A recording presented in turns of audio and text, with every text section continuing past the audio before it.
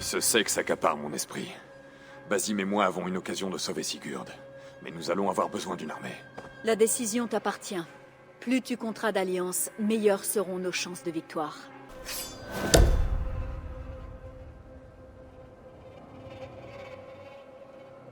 Je vais y aller tout de suite. Et je ramènerai Sigurd. Je m'y engage. Parfait. Je vais immédiatement prévenir nos alliés. Retrouve Basim quand tu le pourras. Il devrait être à Croynden en ce moment. Dormir pendant une garde, mais peu le font avec autant de bruit. Je ne voulais pas te décevoir, Jarl Guthrum. Cela n'a duré qu'un instant. J'étais fatigué. Nous le sommes tous. La marche fut longue pour arriver ici. Néanmoins, tâche de ne plus me décevoir. C'est compris. Mon Jarl. Pardonne-moi.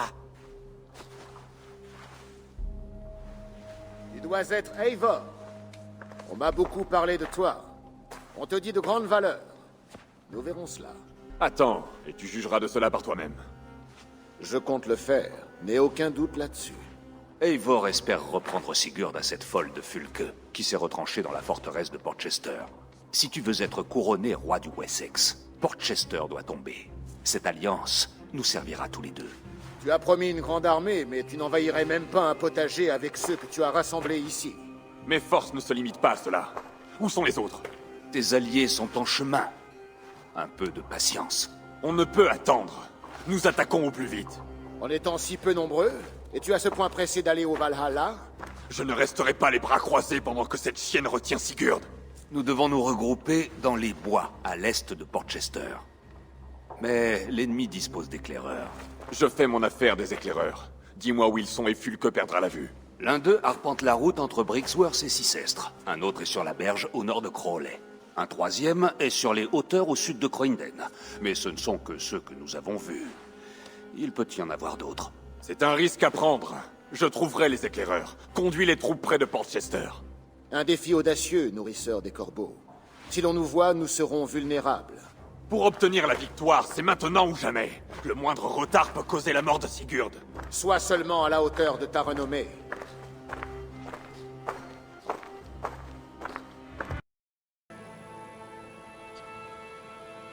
Les éclaireurs sont morts, et tu as un campement sûr. Je t'avais dit que tout se passerait bien. Le temps le dira. Tous les yeux qui se sont posés sur toi ont connu la mort. Tu ne manques pas d'assurance, de toute évidence. Un chef ne doit jamais douter de lui. Les cœurs tremblants n'attirent pas le respect. J'ai connu beaucoup de gens aussi hardis que toi. Il n'en reste plus guère en ce monde. J'ai trouvé quelque chose d'intéressant sur l'un des éclaireurs. Fulke a été avisé de la chute de Croynden. Elle rassemble des hommes et du ravitaillement, peut-être en vue d'un siège. Si on la laisse s'enraciner à Portchester, nous pouvons perdre des mois avant de récupérer Sigurd. Tu penses toujours que ma hâte est aussi imprudente, Guthrum? Des Saxons! Des Saxons à l'ouest! La hâte nous a surtout mis les deux pieds dans le purin.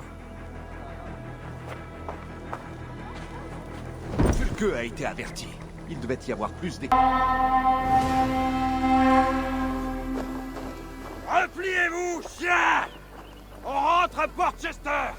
Ils fuient comme des lapins! Alors traquons-les! Comme une meute! J'arracherai la tête de ce sale bâtard! Moi, si j'arrive avant toi, Limas! Laissez-le! Nous tenons la victoire!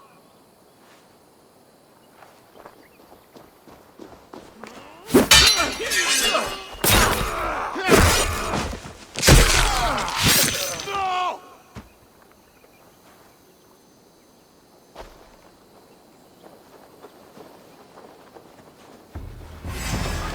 La mort! Tes faux dieux sont un fléau pour ces terres. Mais tu ne sais rien de ce qui décide réellement de notre sort. Le tien est entre mes mains, Saxon. Je suis prêt pour mon dernier voyage. Montre-moi ce qu'il y a au-delà. Sûrement pas. Va répéter à Fulke ce que tu as vu aujourd'hui. Dis-lui qu'Eivor vient pour lui arracher le cœur de la poitrine. Je dirai à Fulke qu'elle a pour ennemi un enfant, incapable de terminer ce qu'il a commencé. Jeune crétin! Je t'avais dit que le risque était trop grand. Du calme, Guthrum. C'est Fulke qui mérite ton courroux, pas Eivor. Tu n'as encore rien vu de mon courroux. Combien de mes hommes sont morts à cause de cet assoiffé de gloire? Malgré nos pertes, nous avons obtenu la victoire. Les morts n'ont que faire de nos vaines discussions. Si c'est à cela que ressemble une victoire du clan du Grand Corbeau, je n'ose imaginer comment sont les défaites. Qu'est-ce qui s'est passé? Oube, Soma, vous arrivez à une heure bien sombre. Et trop tard pour salir nos lames, ce qui est bien pire encore. J'espérais prendre Portchester avec lui, mais Fulke est désormais averti. Je ne tiens plus à combattre ici, je vais partir vers l'ouest. Pars alors. Mais sache que tu me laisses dans le besoin. Ton vrai besoin, c'est de ravaler ton orgueil, nourrisseur des corbeaux. D'écouter plus sage que toi. Eivor? Je veux bien t'écouter, Guthrum Fléau des Saxons, si tu as l'intention de parler. Si tu veux reprendre ton Jarl, tu dois être froid comme la glace. La bravoure est autant ton ennemi que ton allié. On ne se lance pas à l'assaut de causes perdues. Nous venons par surprise, et nous frappons vite. Assemble tes alliés, choisis le bon moment. Alors, et seulement alors, tu écraseras l'ennemi. Tu peux encore triompher. Tire profit de la sagesse d'Odin, de la puissance de Thor et de l'esprit de Freya. Va rechercher ton frère.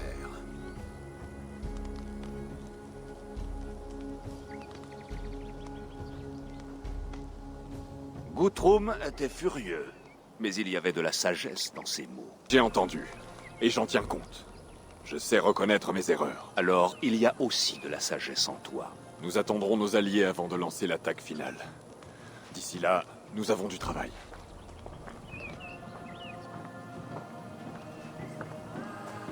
D'abord, il nous faut un nouveau campement. Les Saxons nous croient partis. Mais nous allons nous rapprocher. Ici. Et venir par surprise. Erke, Sto, Yuvina, partez avant moi. Ensemble, nous triompherons de l'ennemi. Cela ne me plaît guère d'affronter les miens. Mais une dette est une dette. Et puis ce sont des gens du Wessex, le pays d'Elfred, pas tes propres frères. Nous allons partir maintenant. Ensemble, nous nous abattrons sur eux comme le marteau de Thor. Ensuite, nous devrions nous en prendre au ravitaillement de Fulke dans tout le Sussex. Oui. Si on la laisse s'enraciner à Portchester, il deviendra impossible de récupérer Sigurd. La lettre trouvée sur l'éclaireur mentionnait Briggsworth, Guildefort et Crowley. Crowley produit des armes, Guildefort des vivres, Briggsworth est une place forte, avec de nombreux combattants saxons. Oube, j'ai besoin que tu attaques Guildefort. Soma, tes hommes et toi m'aiderez à Crowley. Compte sur nous. J'irai à Briggsworth pour évaluer la situation sur place. Bien. Je te rejoindrai après m'être occupé du campement saxon. Le cœur d'un lion et la ruse d'un corbeau. Guthrum t'a jugé trop vite. Nous avons du travail. Ne perdons pas de temps.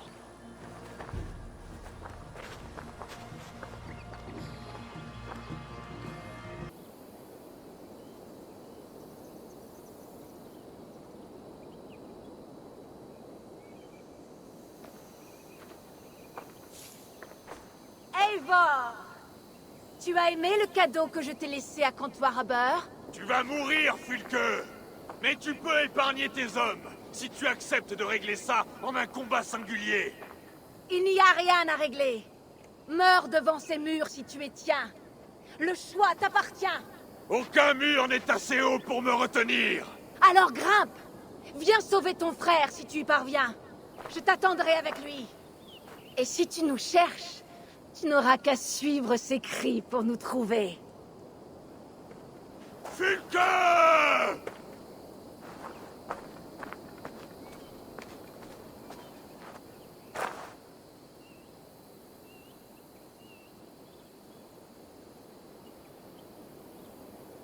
Que diront les Skalds lorsqu'ils parleront de cette journée? Ils diront que nous avons causé un tel bain de sang qu'Odin lui-même s'est tortillé sur son trône pour mieux le voir.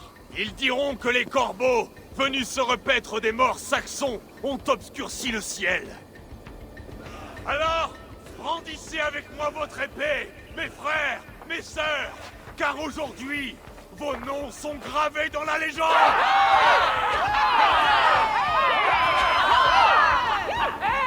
Je viens te chercher, mon frère.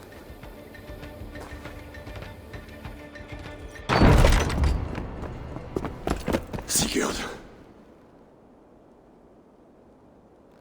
J'ai fait tout ce que j'ai pu pour l'aider, Eivor. À toi de jouer maintenant. Non! Non!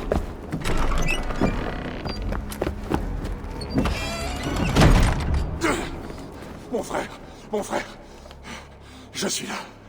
Je te tiens. Je reste auprès de lui. Occupe-toi de Fulke. Je vais revenir te voir. Je te promets.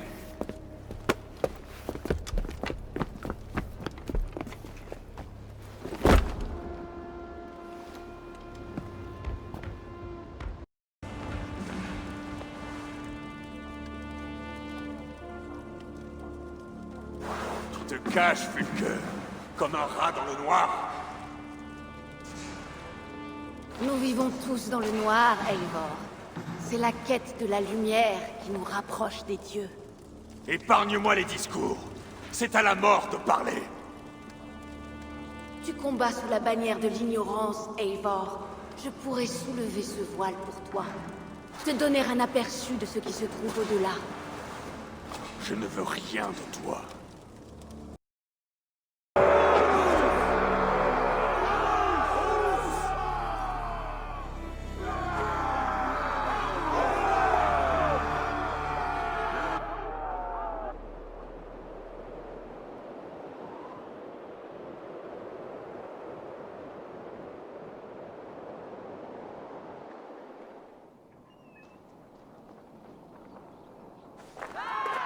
Il n'en reste plus.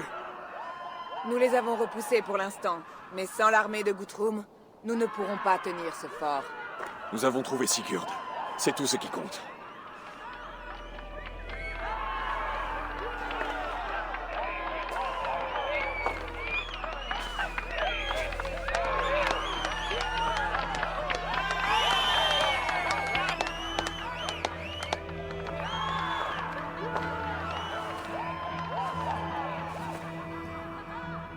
Guthrum t'a jugé trop vite, Eivor.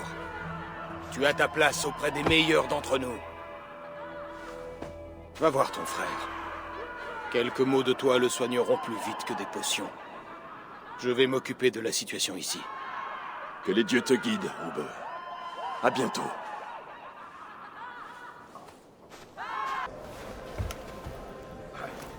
Jarl Sigurd, tu as repris ta place. Ah, comme tu m'as manqué, mon frère. Oui, je t'ai manqué. Une ou deux fois, m'a-t-on dit. Quoi? Tu as pris ton temps pour me retrouver. Était-ce pour mieux profiter du trône? Je n'ai fait que ce que tu m'as demandé. Et tuer tous ceux qui doutaient de toi? Ça ne s'est pas passé comme ça. Randvi pourra te le dire. Ah oui, vraiment. Ma chère épouse. Offerte par son clan afin de tempérer mes ambitions. Oui, je suis certain qu'elle me dira la vérité. Que t'a fait cette sorcière de Fulke? Tu serais bien incapable d'imaginer ce que j'ai pu voir. Ce que j'ai appris. Je suis un descendant des dieux. Un seigneur de guerre. Un Mars romain. Je sais qui je suis, je connais ma destinée. Et toi, tu ne pourras pas m'en détourner!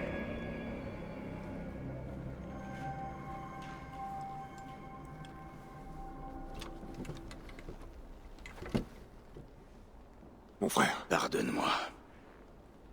Je suis exténué. Par cette journée et tout ce que j'ai vécu. J'ai besoin d'air.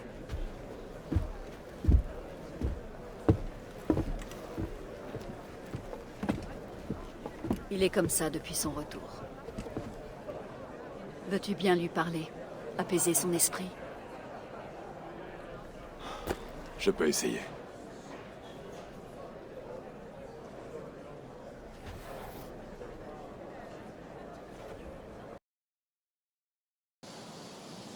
Sigurd.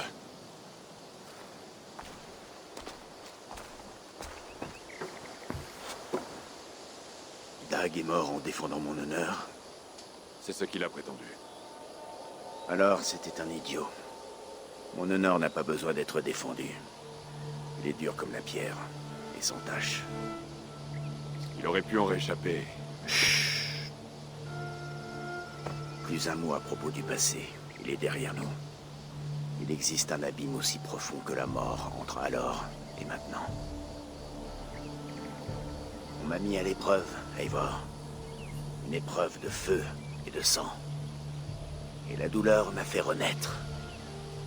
Tu me crois peut-être diminué par rapport à ce que j'étais, mais c'est faux. Je suis plus grand qu'autrefois. Mon esprit est une cascade de prophéties, de visions qui m'apprennent qui je suis réellement. Et en cela, je suis reconnaissant d'avoir souffert. Sigurd, j'aimerais comprendre. Mais tout ceci, tout ce que tu dis n'a guère de sens. Basim a perçu ces choses en moi. Fulke aussi. Malgré sa cruauté, elle a dit vrai. Je suis bien davantage que l'homme que j'étais. Davantage que le bâton tordu que tu as devant toi. Vois par-delà les choses, Eivor. Plus en profondeur. Et admire toi aussi ce qu'ils ont vu en moi. La vois-tu? Ma grandeur. Je ne comprends pas ce que tu veux dire. Regarde. C'est le visage d'un dieu. Tout ce que je vois, c'est mon frère et mon meilleur ami. De retour parmi ceux qui l'aiment. De retour chez lui. Tu es bon. Mais tes yeux sont embrumés par le passé. Un lieu que je ne peux plus voir. Je crains que nos chemins se soient séparés depuis longtemps. Va. J'ai besoin d'être seul. Retourne à la fête et bois à ma place. Célèbre en mon nom les jours à venir.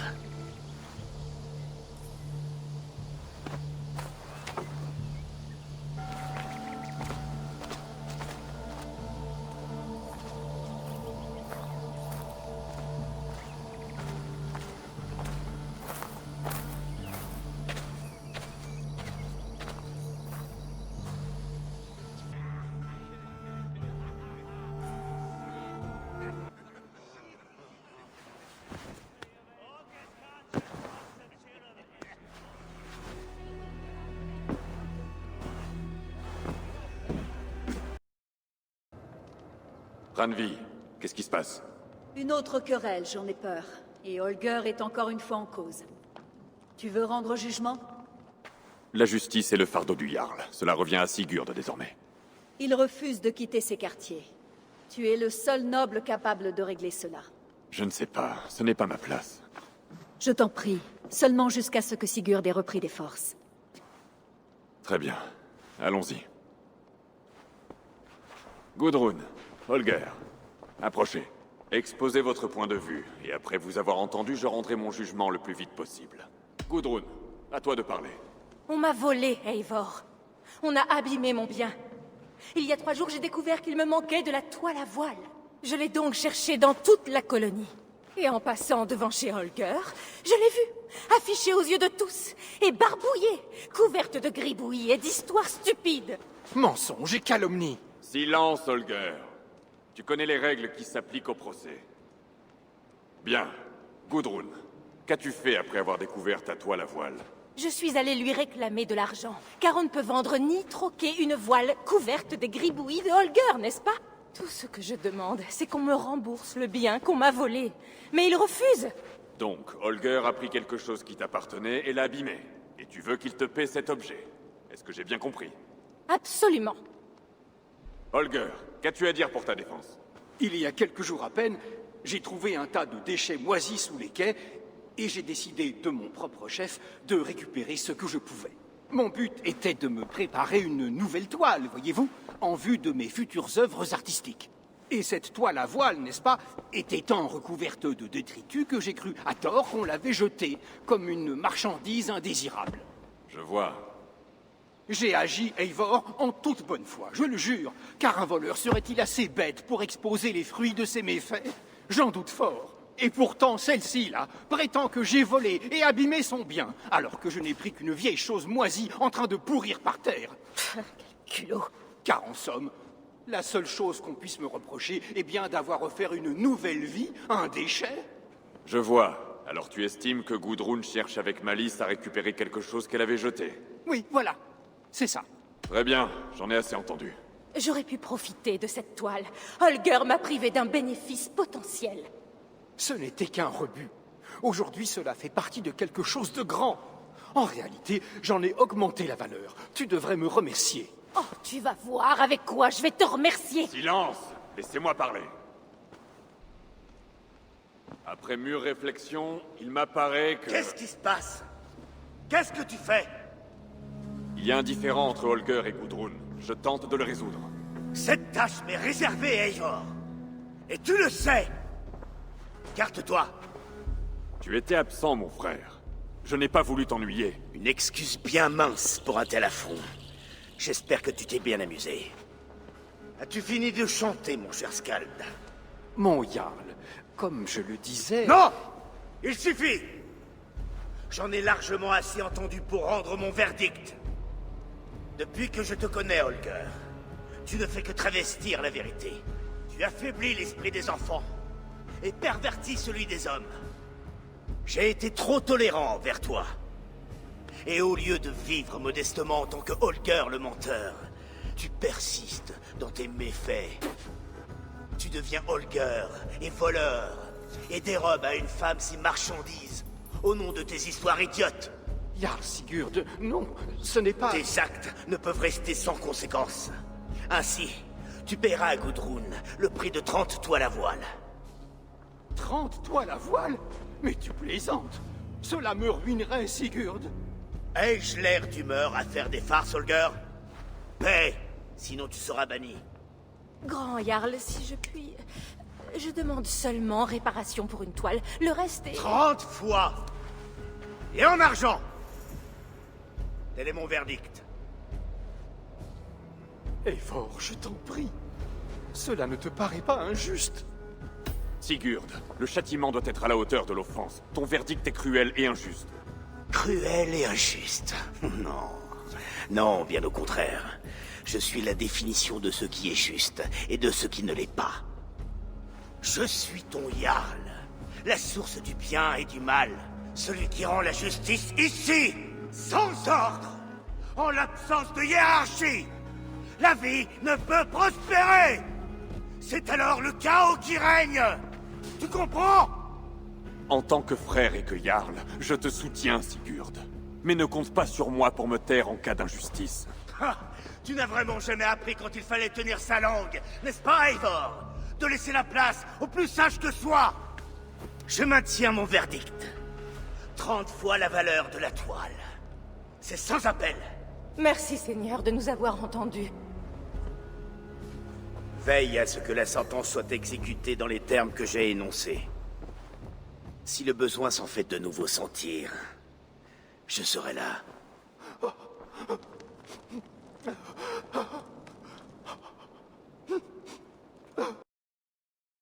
Eivor, le moment est venu. Notre moment. Notre moment pourquoi? Ma gloire finale attend. Ta gloire finale? J'ai peur de demander ce que c'est. Je ne suis pas assez clair. Mon temps en Midgard est révolu. Je désire maintenant voir la halle de mes ancêtres. Si tu veux mourir, ce ne sera pas de ma main. Je ne parle pas de mort, Eivor, mais de vie. De vie et de gloire éternelle. Je sais que j'ai paru vivre dans le brouillard ces dernières semaines, et que tu ne comprends pas toujours mes paroles. Mais je te demande simplement de me faire confiance, une fois encore, pour mon dernier voyage, vers la Norvège, pour faire mes adieux à mon père et accomplir ma destinée. Retourner en Norvège? Il faut que j'en parle à Randvi. Si tu y tiens, j'attendrai ta réponse près des quais. Mais ne me fais pas attendre.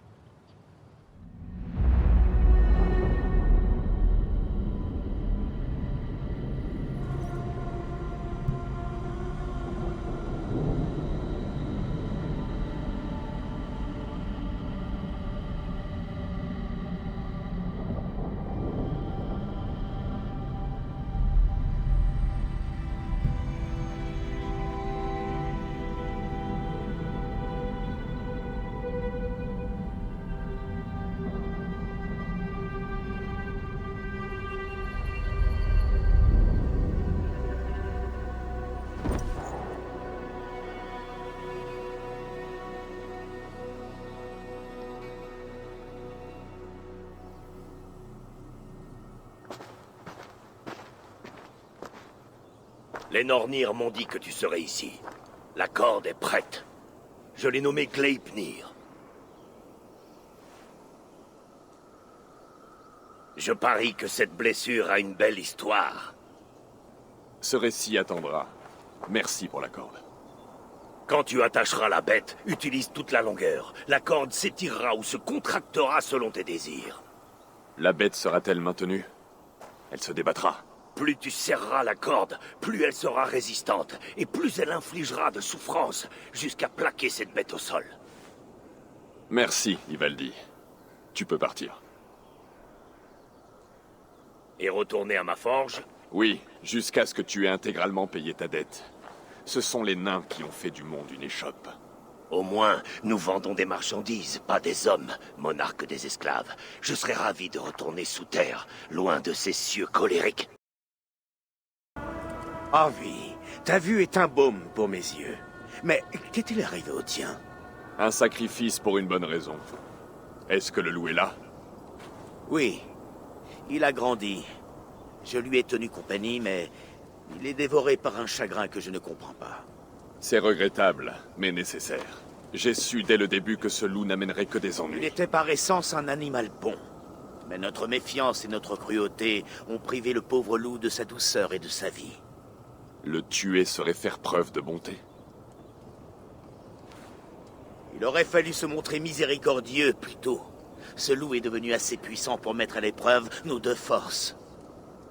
Je crains qu'il ne soit possédé par un pouvoir qui le rende éternel. Alors nous allons lui offrir un autre sort. Cette corde est indestructible. Tu dois le persuader de la porter. Elle servira de laisse, et sa puissante magie indiquera que le loup est bien maintenu. C'est une garantie pour les Aesir qui le craignent. C'est un signal, rien de plus. Il n'arrivera aucun mal au pauvre Fenrir.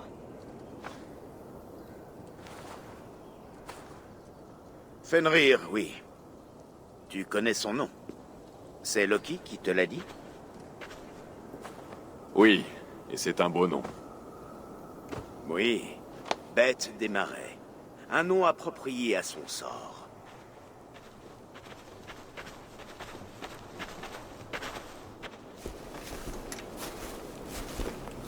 Fenrir! J'ai une bonne nouvelle! Laisse-moi. Je ne veux que ton bien, grand loup. Mais une crainte pèse sur Asgard. Les Aesir s'inquiètent de l'accroissement de ta taille et de ta force. Oh, vraiment?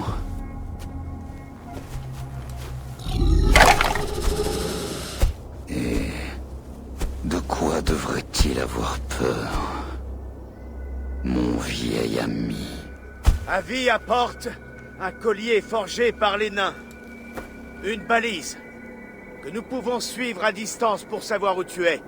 Porte-le, et tu pourras vivre sans crainte en Asgard.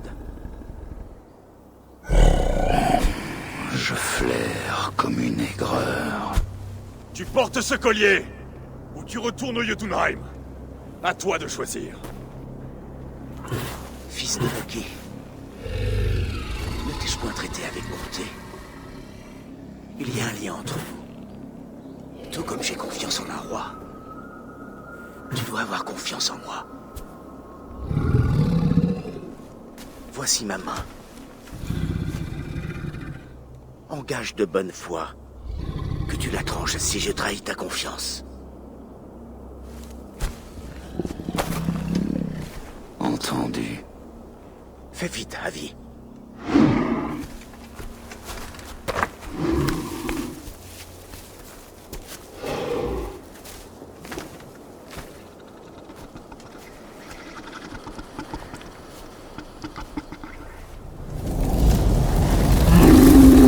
Ça brûle. Avi! Mensonge! Libère-le! Tu resteras ici, bête des marais.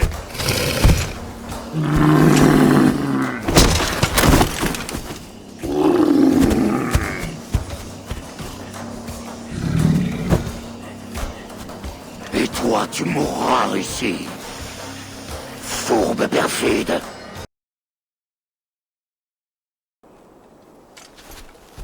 Je n'ai pas porté le coup fatal. Je n'ai donc pas failli à mes serments. Un autre que toi aurait succombé à sa haine. J'aurais bien volontiers agi autrement.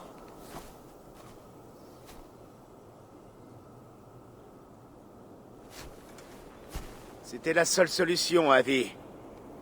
Nos destins sont écrits. Destin ou pas, tu as accepté un grand sacrifice, et cela pour moi. Ce n'était pas pour toi. N'imagine pas t'être gagné un nouvel ami par ta bonté, idole de bêtises. Je te tuerai, et je dévorerai tous les Aesir. Tu porteras peut-être le coup fatal, fils de Loki, mais je savourerai mes années de liberté avant de te revoir. Viens, mon ami. Les mains guérisseuses de Freya seront apaisées.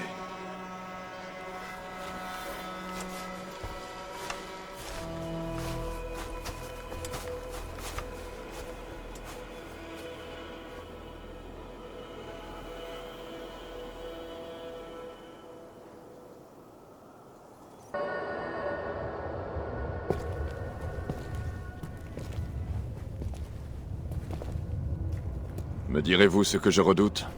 Pas dire, Mais montrer. une vision des temps qui viennent. Nul, vivant ou mort, n'égale Avi en arrogance. Te croire capable de modifier ta destinée. Malgré tes efforts et tes luttes, la trame du destin t'en sert toujours aussi fermement. Pourtant, de cette toile, un fil unique pointe et dépasse, et s'accroche obstinément au tissage. Aesir, Vanir, votre sort viendra. La terre remuera, le soleil mourra. Les Jötnar arpenteront vos rues, et le feu s'abattra sur vos têtes. Tandis que le grand loup Fenrir se répétera de votre sang. Mais vous avez trouvé le moyen de survivre à cette terreur, de tromper la mort. L'arbre de vie nous quittons. L'arbre de vie un jour nous regagnerons. L'esprit et la pensée rejoindront une époque par-delà la vôtre. Un temps où vous pourrez renaître. Nul ne doit suivre. Surtout pas Loki.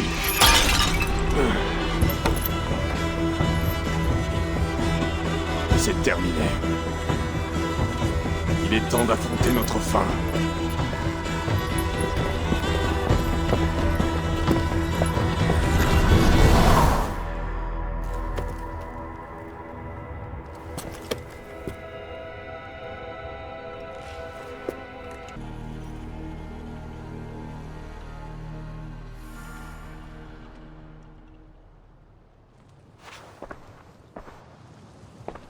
Eivor, tu es réveillé.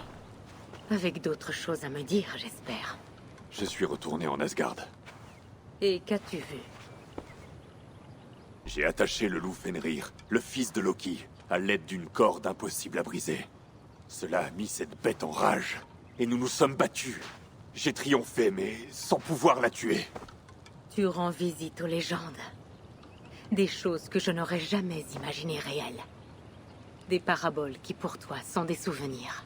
Chaque instant passé là-bas fut aussi tangible que notre présence ici, dans cette hutte. C'est magnifique. S'est-il passé autre chose? Il y a eu une trahison. J'ai trahi mon ami Tyr. J'étais là lorsque le grand loup l'a mutilé, en lui arrachant le bras. J'aurais pu dire quelque chose pour l'éviter, l'avertir du danger. Mais je n'ai rien fait. Qu'as-tu ressenti? J'ai été insensible à sa souffrance, et mon indifférence ne m'a laissé aucun remords. Comme boire le poison aussi aisément que le vin. En effet, l'égoïsme peut laisser un tel sentiment. Qu'as-tu vu d'autre? J'ai pu voir une dernière vision des Nornir, l'avènement du Ragnarok.